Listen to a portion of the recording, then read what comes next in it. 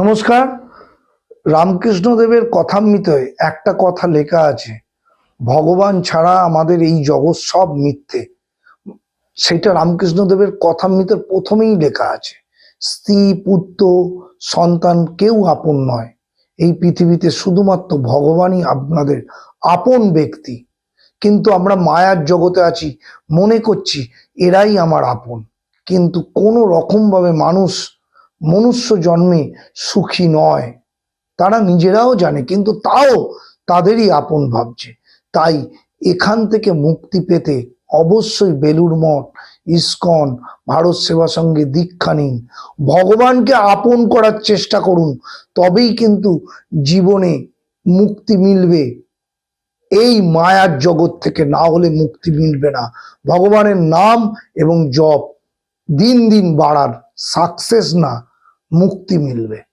নমস্কার।